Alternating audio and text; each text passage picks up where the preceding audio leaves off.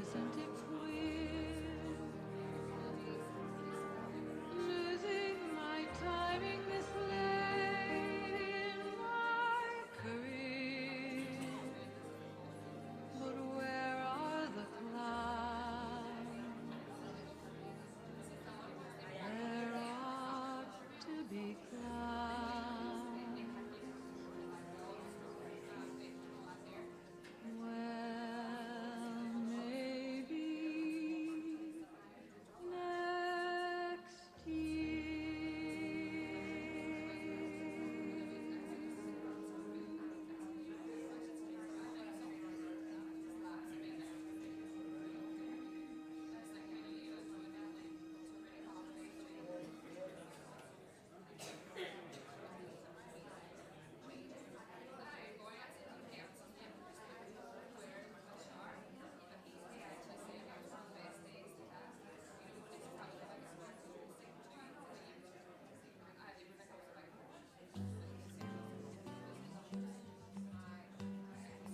Blackbird singing in the dead of night.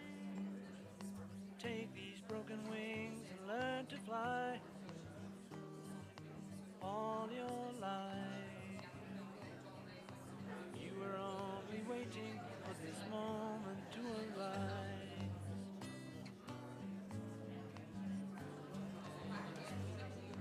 Blackbird singing in the dead of night. Take these sunken eyes and learn to see all your life. You were only waiting for this moment to be free.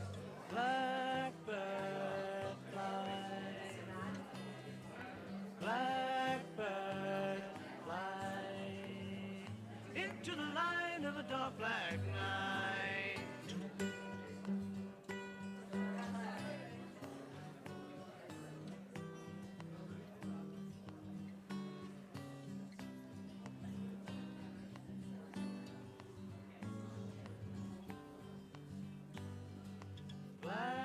Blackbird fly, blackbird fly into the light of a dark black night.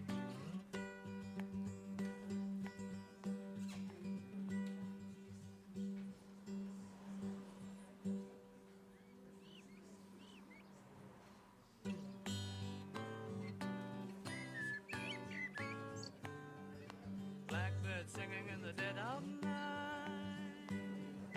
Take these broken wings and learn to fly all your life.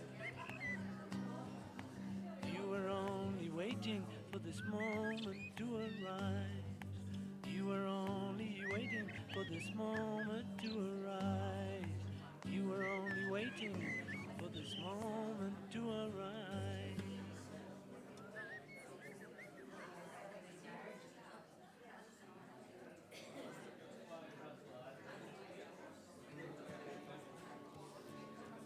How many roads must a man walk down before you call him a man?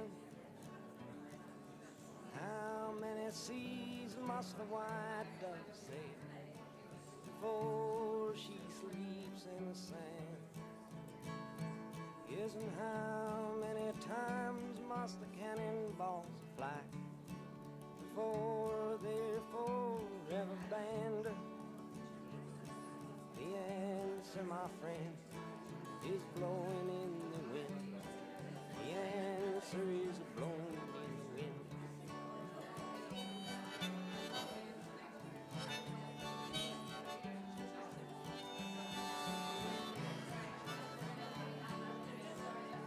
Yes, and how many years can a mountain exist before it is washed to the sea? Yes, and how many years can some people exist before they're allowed to be free? Yes, and how many times can a man turn his head and pretend that he just doesn't see? The answer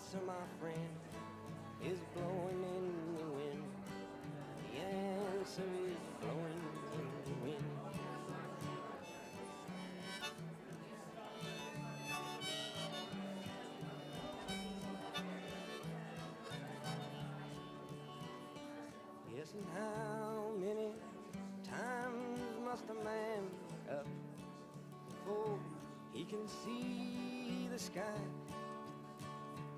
Yes, and how many ears must one man have before he can hear people cry? Yes, and how many deaths will it take till he knows that too many people have died? The answer, my friend, is blowing in the wind. The answer is blowing in the wind.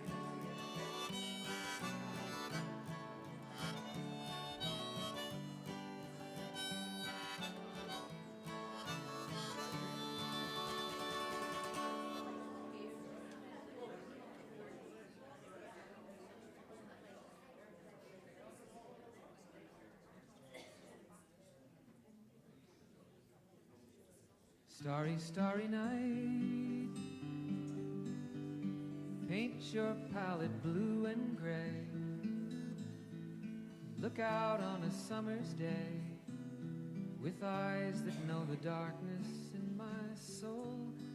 Shadows on the hills, sketch the trees and the daffodils. Catch the breeze and the winter chills in colors on the snowy linen land. Now I understand what you tried to say to me, and how you suffered for your sanity, and how you tried to set them free. They would not listen, they did not know how. Perhaps they'll listen now.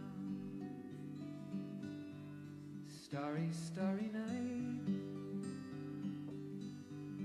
flaming flowers that brightly blaze, swirling clouds in violet haze, reflect in Vincent's eyes of china blue, colors changing hue. Morning fields of amber grain, weathered faces lined in pain, are soothed beneath the artist's loving hand. Now I understand what you tried to say to me, and how you suffered for your sanity, and how you tried to set them free. They would not listen, they did not know how. Perhaps they'll listen now, for they could not love you,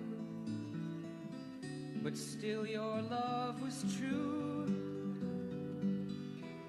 And when no hope was left inside on that starry, starry night, you took your life as lovers often do. But I could have told you, Vincent, this world was never meant for one as beautiful as you. Starry, starry night, portraits hung in empty halls, frameless heads on nameless walls, with eyes that watch the world and can't forget, like the strangers that you've met, the ragged men in ragged clothes, a silver thorn, a bloody rose, lie crushed and broken on the virgin snow. Now I think I know what you tried to say to me, and how you suffered for your sanity, and how you tried to set them free. They would not listen, they're not listening still. Perhaps they never will.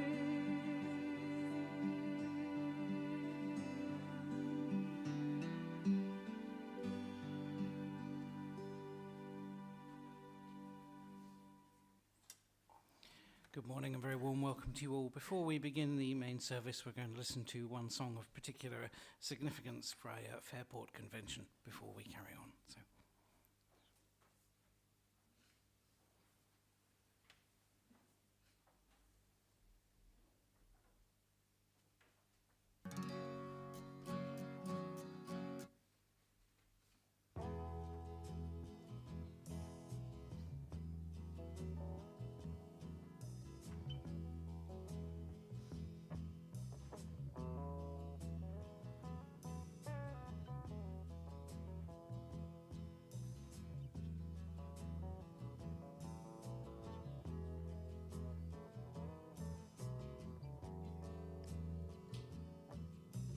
Across the evening sky, all the birds are leaving.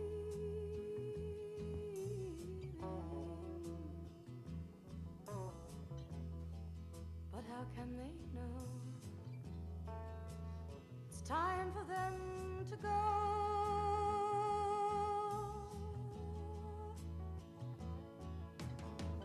Before the winter fire, I will still be dreaming.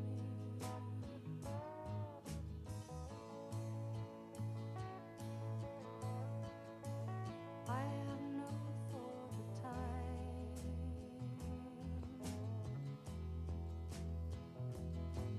for who knows where the time goes?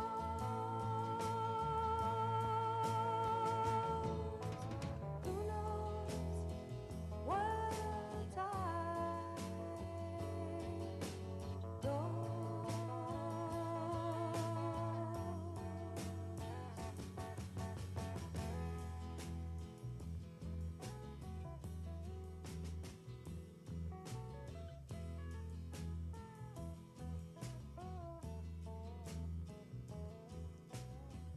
Sad, deserted shore, your fickle friends are leaving.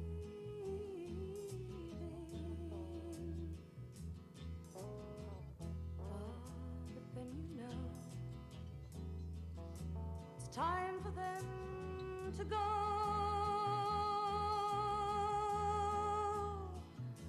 But I will still be.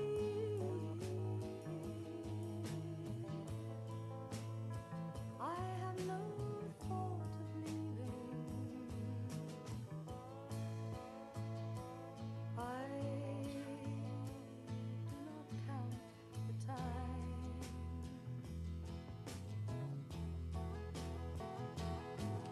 Oh, who knows where the time goes? Who knows where the time goes?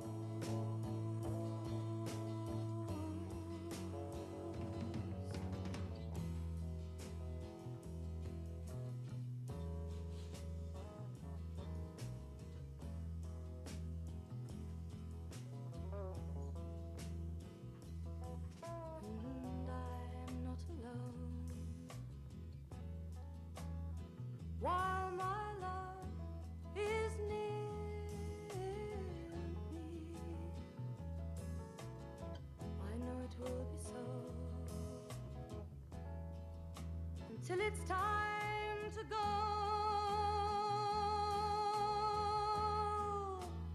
So calm the storms of winter, and then the birds in spring again.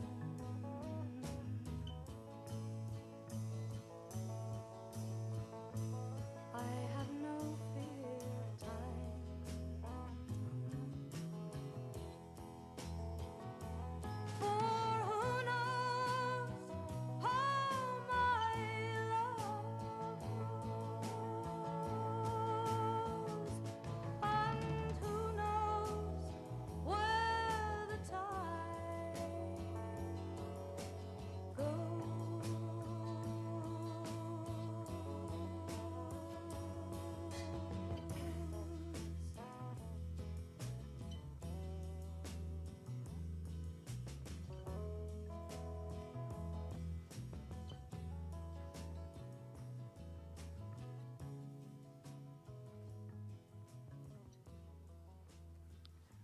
Well, once again, you're all very welcome and thank you for being here. We've come here today to remember Brian Taylor, who died last Monday at the age of 73. Brian was much loved and is much missed by Angela, his daughter Kerry, son-in-law Nicholas, his sister Joan, and by all his family and friends and many more. We have come here this morning both to remember him and also to celebrate his long and interesting life in the company of those who knew him and loved him.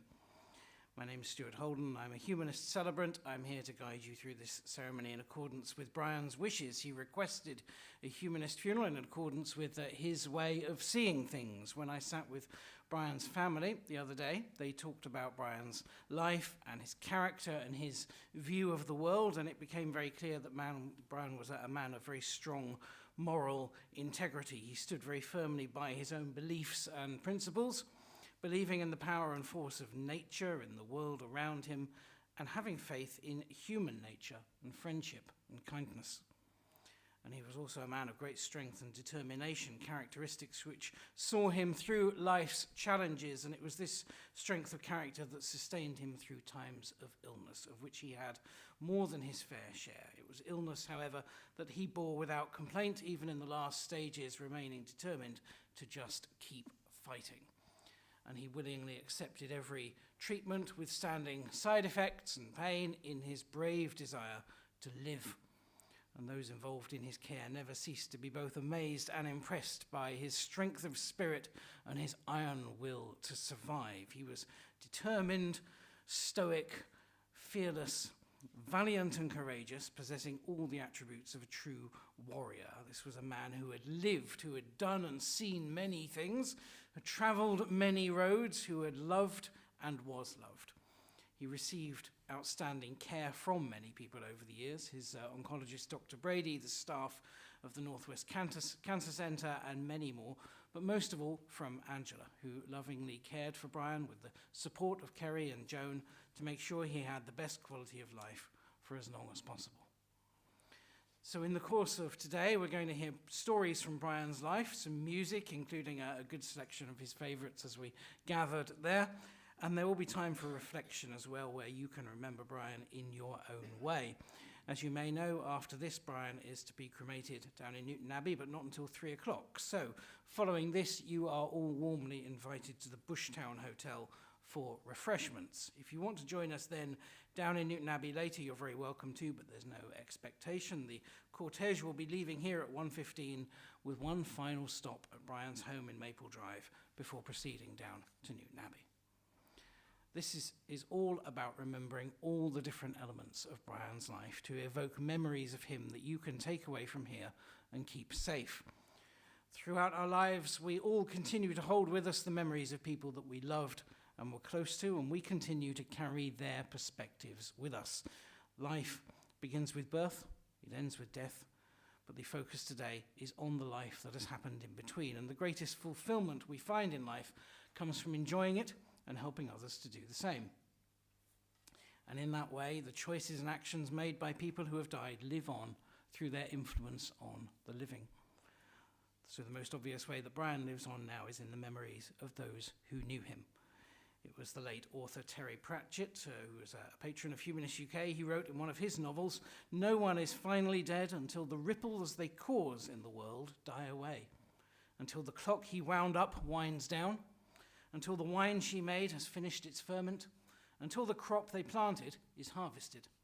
The span of someone's life is only the core of their actual existence." So traces of Brian's life persist in many ways, and each of us contributes something to the world when we're here, and we're all made weaker when one of us is no longer here. The most important thing for us to do today is to remember Brian with love and reflect on the best of his life together. Well, in that respect, I was greatly helped by not only meeting the family, but by a really lengthy and lovely tribute written about Brian by Angela, which I'm going to share a lot of with you now. Brian was born on the 26th of September 1951 in Hillman Street in Belfast, where his parents Charlie and Myrtle and his sister Joan were staying at the time. They moved to his father's hometown, which was here in Coleraine, living in the Burnham Place, and then Maple Drive, where their father Charlie, who was a well-respected plumber and renowned bowler for Coleraine Bowling Club, ensured that they were well provided for.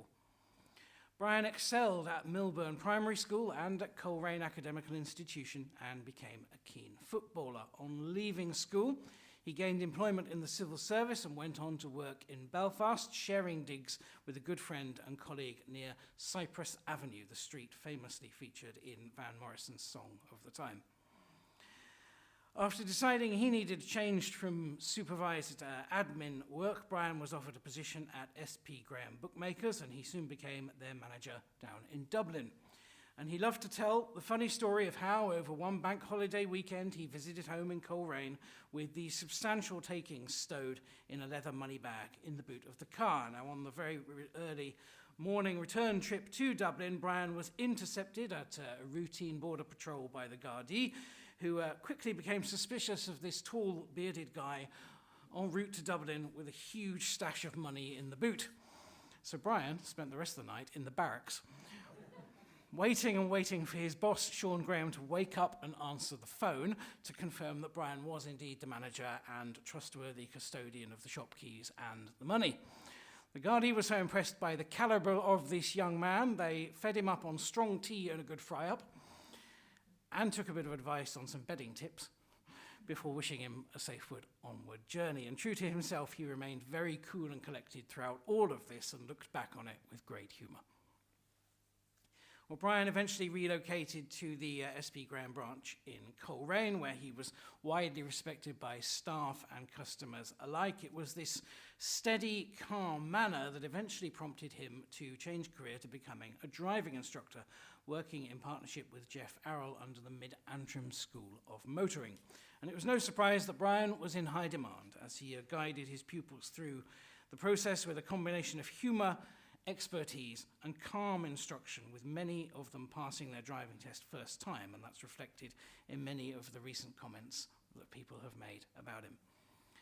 Well, Brian went on to meet Angela in the late 1970s while he was staying with some friends and she was staying with her sister just across the road. She eyed up the tall, dark, mysterious, bearded fellow going in and out of the opposite house, found a way to get herself introduced to him, and that was that. Well, Brian was, of course, one to march to his own beat. He didn't always conform to expectations. One time when he visited Angela for a date, he said he'd brought some music along, not, however, anything romantic. It turned out to be the soundtrack to Jeff Wayne's War of the Worlds.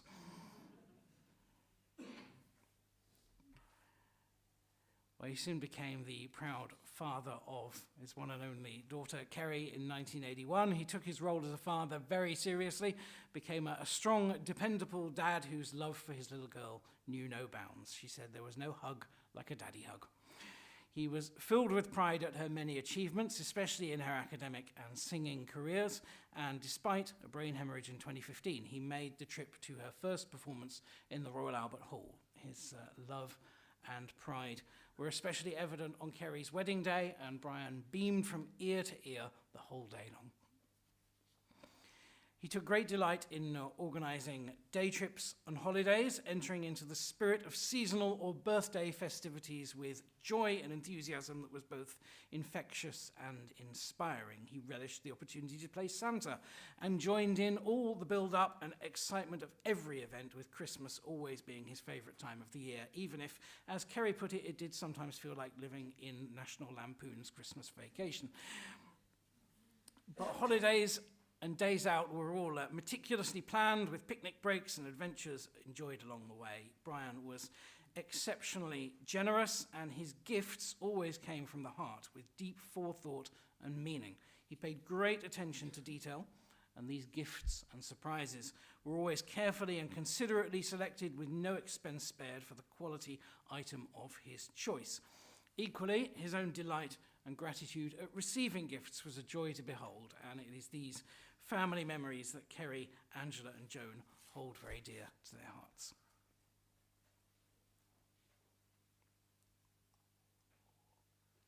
Well, befitting Brian's personality, he preferred the soft air and landscapes of Scotland and the Lake District, and as a dutiful, loving son to his parents, he often included them on family holidays as well, to these places where he would ensure that everyone's interests were catered for, visiting monuments and places of interest, country shows, garden exhibitions, and of course, being a lover of a good single malt whiskey, the odd distillery tour would also be included in the agenda, along with a peaceful hour or two spent fly fishing on the banks of the River Tay.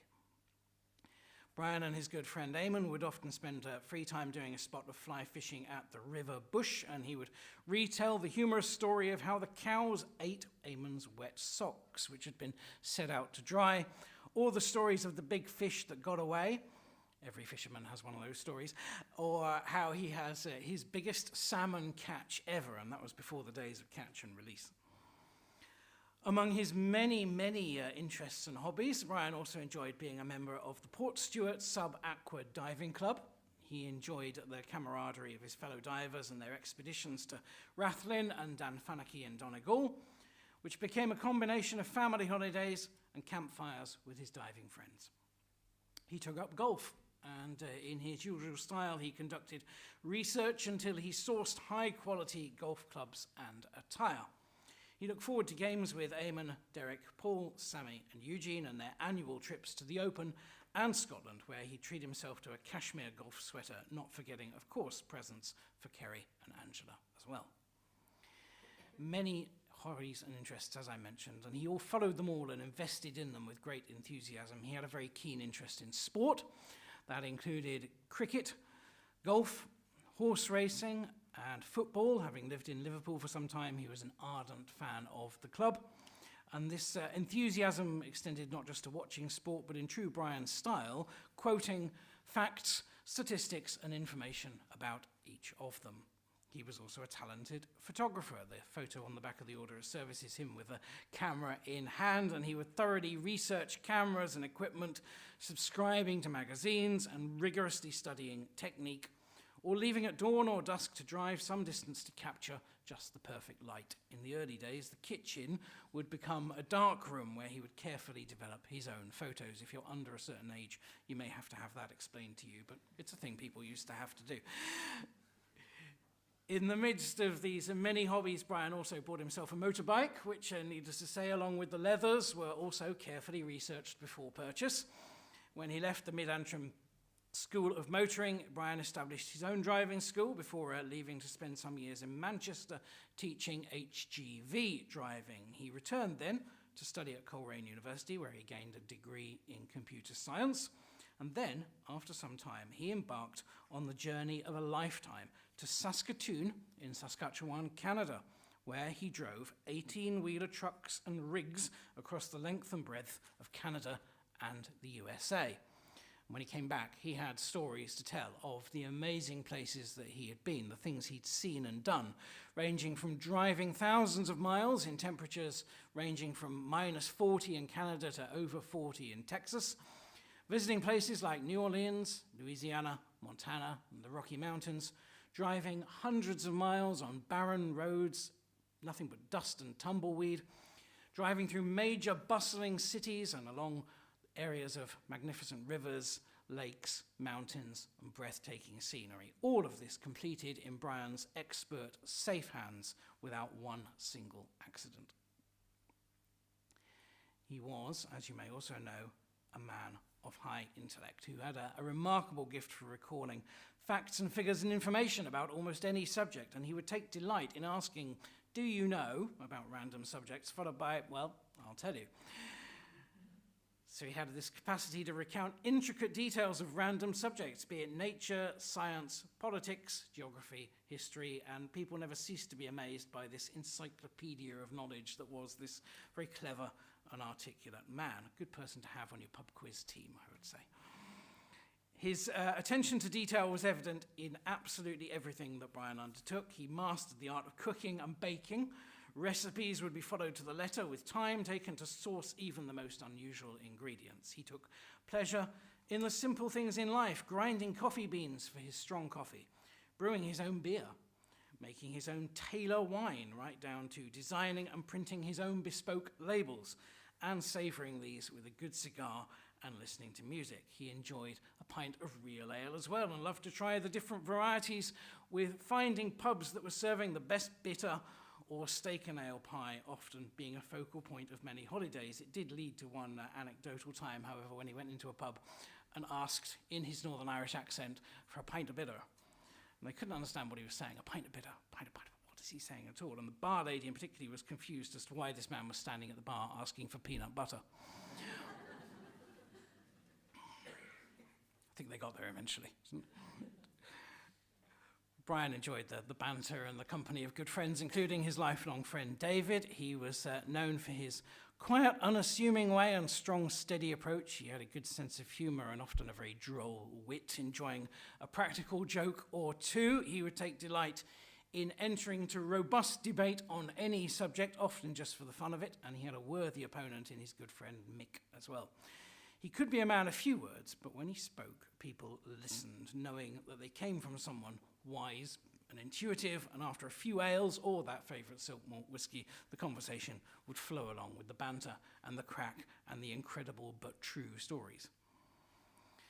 Angela's brother Eugene recalls many hilarious escapades, including their never-ending pool tournaments, and most famously the time they went on a last-minute trip to Bristol. Now, in the 1980s, a well-known chocolate brand ran a treasure hunt with a series of clues released over a period of several weeks.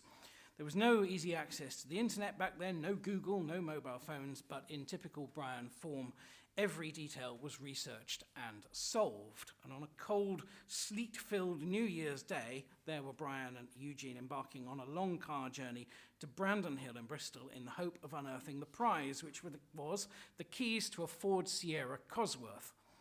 That's a decent car, now a much sought-after expensive edition. For hours, they climbed trees, they scrambled around in the freezing cold, only to return home empty-handed. But the memories of that trip are ones which Eugene and he held with great humour forever after.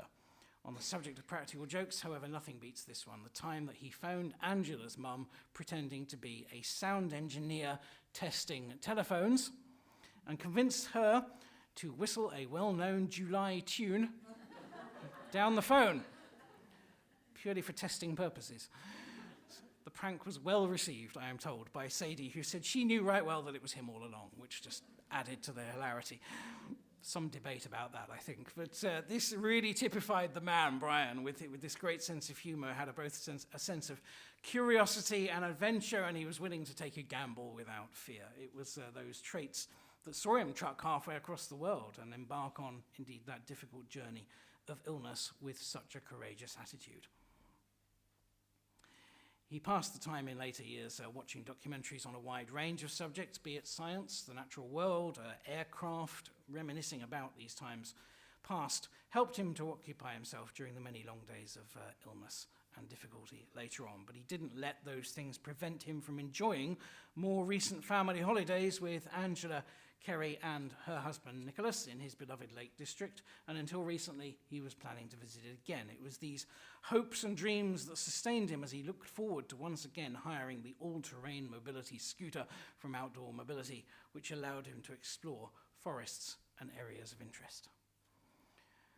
Well, most of what you've just heard there was written by Angela, who concluded by saying, and so, as we reflect on Brian, who he was, the life he lived, and what he meant to us, we remember a truly unique and special man, a man gifted with great intelligence and power of recall, who loved life and others around him, a man who filled his life with all that made him happy, his hobbies, his family, and friendships. The generous man who loved to give to those he loved, a man who was both interesting and interested, and who possessed an eager curiosity about mankind, the world, the sky, outer space, the earth, and all it held. From the gentle buzzing bee and birds in the garden to the scientific wonders of the world and beyond, a man known and respected for his place in the community and his outlook on life, who was admired for his many good qualities and for his resilient strength of spirit and determination to live on. We ask today, on this sad day, that Brian will indeed live on in the universe that he loved, in your hearts and minds and in your memories as we say farewell on his last truck run up the Golden Road. Lovely words, thank you. The hardest, but the most rewarding part of being a human being is to love. We experience great joy and fulfillment, but also intense grief and sorrow at the loss of a loved one. But the joy of having known Brian and the comfort of having him in your memories is something that is never lost. The knowledge that for all of us our lives are limited makes life even more precious and momentous and extraordinary, and recognition of our dependence on each other gives our lives purpose and significance. Brian passed on so much to his family and those who knew him, his work ethic, his sense of morality, his sense of humour, and so much more. Well, we're going to take a moment for reflection now. Now we're going to listen to You'll Never Walk Alone, not just for its significance as a Liverpool anthem, but the lyrics are really especially fitting for today. They reflect Brian's ethos, especially during his illness when he did hold his head up high and despite immobility continued to walk on with hope in his heart, persevering in the face of adversity. This version is an instrumental by the Prague Philharmonic Orchestra, but with lyrics recorded by Kerry just a few days ago. So use this time to listen carefully and use the time to remember Brian in your own way. Those of you who have religious beliefs are welcome to use this time for prayer if you wish. This is Kerry singing You'll Never Walk Alone.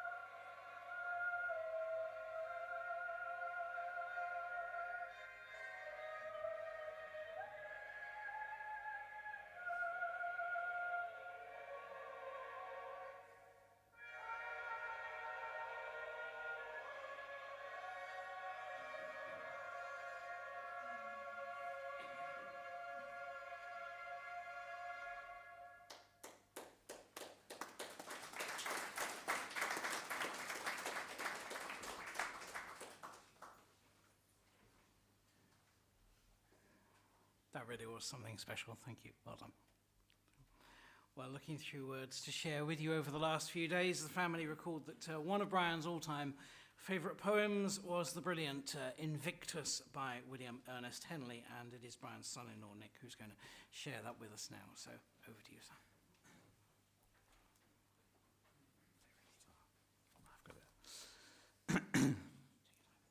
Out of the night that covers me, black as the pit from pole to pole, I thank whatever gods may be for my unconquerable soul. In the fell clutch of circumstance, I have not winced nor cried aloud. Under the bludgeonings of chance, my head is bloody but unbowed.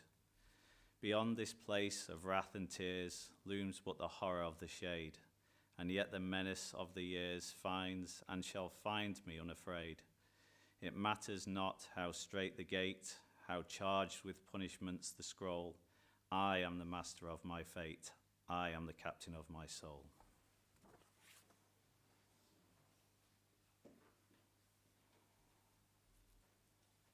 Thank you, Nick. Well done.